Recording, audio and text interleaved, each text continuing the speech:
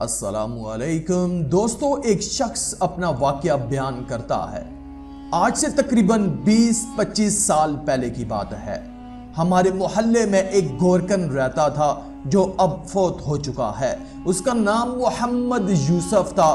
مضبوط جسم، بڑی بڑی آنکھیں، جسم میں نور ہی نور بھرا ہوا تھا۔ ایمان اس کے چہرے سے جھلکتا تھا۔ بارش چہرہ، اس کی ایک ہی روٹین تھی۔ صبح گھر سے نکلتا اور شام کو قبرستان سے واپس آتا۔ ہمیشہ رستے کی ایک طرف ہو کر چلتا اور کسی کی طرف بری نظر سے نہیں دیکھتا۔ ایک دن محلے کے بڑے پڑھے لکھے لوگ اکٹھے ہو گئے اور یوسف سے کہنے لگے، آپ کی ساری زندگی قبرستان میں گزر گئی ہے، ہمیں کوئی واقعہ سنائیے۔ یہ سن کر یوسف سنجیدہ ہو گیا، لمبی سانس لی اور کہنے لگا، میں 30 سال سے قبریں بنا رہا ہوں۔ میرے ساتھ ایک ہی واقعہ گزرا ہے۔ گرمیوں کی دوپہر تھی، کچھ لوگ میرے پاس آئے، بابا جی قبر بنوانی ہے۔ میں نے پوچھا کہ آدمی کی ہے یا عورت کی؟ انہوں نے بتایا کہ عورت کی ہے، کرنٹ لگنے کی وجہ سے فوت ہو گئی۔ وہ لوگ یہ کہہ کر چلے گئے۔ میں عموماً اکیلا ہی قبر بناتا ہوں۔ میں نے سخت گرمی میں قبر بنانا شروع کر دی۔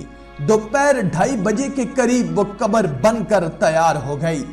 قبر کو فائنل کرنے کے لیے میں نے قبر کے اندر کدال ماری تو مجھے ایسے آواز آئی جیسے کوئی شیشے کی چیز ٹوٹ گئی ہو، اور بس پھر خوشبو ہی خوشبو پھیل گئی اور قبر ٹھنڈی ہو گئی۔ میں قبر میں لیٹ گیا۔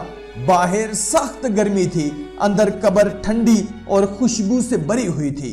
اس سے میری روح تک خوش ہو گئی۔ میں حیرانی اور دہشت سے خاموش رہا۔ مغرب کے بعد جنازہ آ گیا۔ عورت کے ورثاء نے دفنا دیا اور چلے گئے، مگر میرے اندر تجسس بھرا ہوا تھا کہ اس عورت کی ایسی کون سی نیکی ہے جو اس کو اتنا بڑا انعام ملا ہے۔ باتوں ہی باتوں میں نے معلوم کر لیا کہ یہ عورت فرید گیٹ بہاولپور کے اندر رہنے والی ہے اور بجلی کے کرنٹ لگنے کی وجہ سے فوت ہو گئی تھی۔ آباؤ اجداد یہیں کے رہنے والے تھے۔ میں پوچھتا ہوا فرید گیٹ پہنچ گیا اور عورت کے اعمال کے بارے میں معلوم ہوا کہ اس عورت کا خاوند کچھ عرصہ پہلے فوت ہو چکا ہے۔ وہ بیچارہ 6 سال تک بیمار رہا۔ اس عورت نے دن رات اس کی خدمت کی۔ خاوند کی شدید بیماری کے باوجود اس کے ساتھ بے وفائی نہیں کی اور دل و جان سے اس کی تیمارداری کرتی رہی۔ باوجود غربت کے اس کو محنت مزدوری کر کے کھلاتی رہی اور اپنے جذبات کو اپنے خاوند پر قربان کرتی رہی۔ جو لوگ اللہ کی رضا کی خاطر بے لوث انسانیت کی خدمت کرتے ہیں، وہ اپنی راتیں بھی اللہ کی راہ میں جاگتے ہیں۔ ایسے لوگوں کے بارے میں اللہ تعالیٰ نے فرمایا ہے، میں ایسے انعامات دوں گا جس کو نہ کبھی کسی آنکھ نے دیکھا اور نہ کبھی اس کا کسی نے تصور کیا۔ خوش نصیب ہیں وہ لوگ جن کی قبریں خوشبو اور ٹھنڈک سے بھری ہوئی ہیں۔ حضور صلی اللہ علیہ وآلہ وسلم کا ارشاد پاک ہے، قبر جنت کے باغوں سے ایک باغ یا جہنم کے گڑھوں میں سے ایک گڑھا ہے۔ محترم دوستو، یہ ہم پر منحصر ہے۔ ہم چاہیں تو اپنی قبر کو جنت کا باغ بنا لیں یا پھر چاہیں تو اپنی قبر کو جہنم کے گڑھوں میں سے ایک گڑھا بنا لیں۔ دوستو، کبھی ہم قبر کے عذاب کے بارے میں سنتے ہیں تو کبھی قبر کی خوشبو کے بارے میں سنتے ہیں، کبھی قبر کی سختیوں کے بارے میں سنتے ہیں تو کبھی قبر میں ہونے والے اللہ کے انعام و اکرام کے بارے میں سنتے ہیں۔ یہ ہم پر منحصر ہے کہ ہم اس دنیا میں اپنے اعمال کی وجہ سے اپنی قبر کو کس طرح بنا سکتے ہیں۔ اگر ہم نے اس دنیا میں اچھے اعمال کیے، نیک اعمال کیے، اللہ پاک کو راضی کر دیا تو ہماری قبر جنت کے باغوں میں سے ایک باغ بن جائے گی۔ لیکن اگر ہم نے اللہ پاک کو ناراض کیا، اس کی نافرمانی کی، حضور صلی اللہ علیہ وآلہ وسلم کی تعلیمات کی خلاف ورزی کی، تو ہماری قبر جہنم کے گڑھوں میں سے ایک گڑھا بن جائے گی۔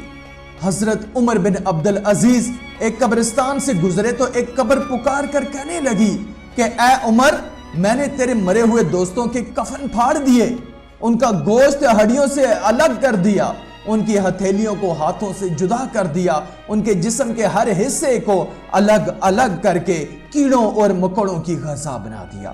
یہ سن کر حضرت عمر بن عبدالعزیز خون کے آنسو بہا کر کہنے لگے، لوگوں دنیا کی زندگی بڑی ہی مختصر ہے، یہاں کی عزت ایک دھوکہ ہے، یہ جتنی تیزی سے آتی ہے اس سے زیادہ تیزی سے واپس چلی جاتی ہے۔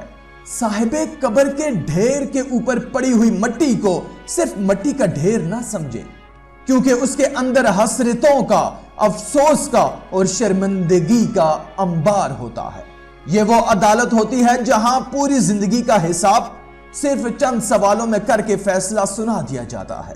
پھر قبر یا تو باغوں میں سے ایک باغ یا پھر جہنم کے گڑھوں میں سے ایک گڑھا بن جاتی ہے۔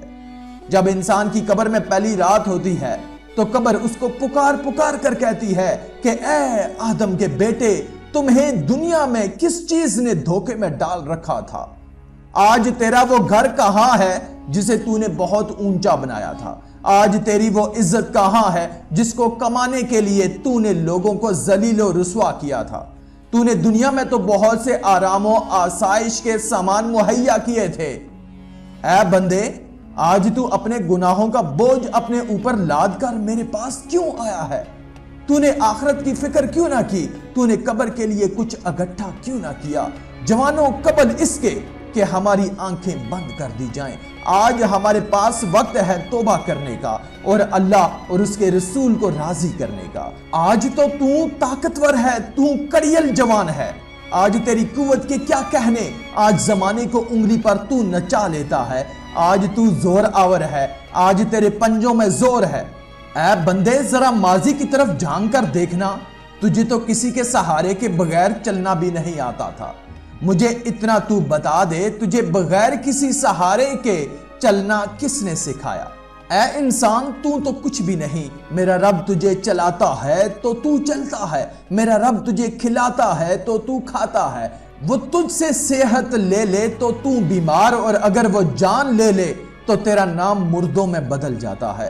وہ بیٹے اور بیٹیاں، وہ بھائی جن کے لیے تو حلال اور حرام کی تمیز کیے بغیر کماتا رہا، کھلاتا رہا، جسم سے روح نکلنے کے بعد وہ تجھے تیرا نام لے کر نہیں پکاریں گے، بلکہ وہ کہیں گے کہ اس مردے کو اٹھاؤ، اس میت کو اٹھاؤ، قبر کے سپرد کر کے آؤ۔ تیرے عزیز و اقربا، دوست، رشتہ دار تجھے غسل دینے کے لیے بھی آمادہ نہیں ہوں گے۔ وہ کہیں گے اب تو اس سے خوف آنے لگا ہے، ڈر لگ رہا ہے، اسے جلدی اٹھاؤ اور قبرستان پہنچاؤ۔ آج وہ دن ہے کہ آج کے دن تو مٹی میں اکیلا ہی جائے گا۔ اس وقت اگر تیرے ساتھ کوئی ساتھی جائے گا تو وہ تیرے اعمال ہی جائیں گے۔ حضرت انسان، تیرے غرور کی اوقات تو بس اتنی سی ہے کہ جب تو دنیا میں آیا تھا تو لوگوں نے ہی تیرے اس ننگے وجود کو ڈھانپا تھا، اور جب تو مرا تو تب بھی لوگوں نے ہی تیرے ننگے وجود کو ڈھانپ کر اس دنیا سے رخصت کیا تھا۔ آخر میں اللہ رب العزت سے دعا ہے کہ اللہ ہمیں نیک اعمال کرنے اور برائی سے بچنے اور بچانے کی توفیق عطا فرمائے، آمین یا رب العالمین۔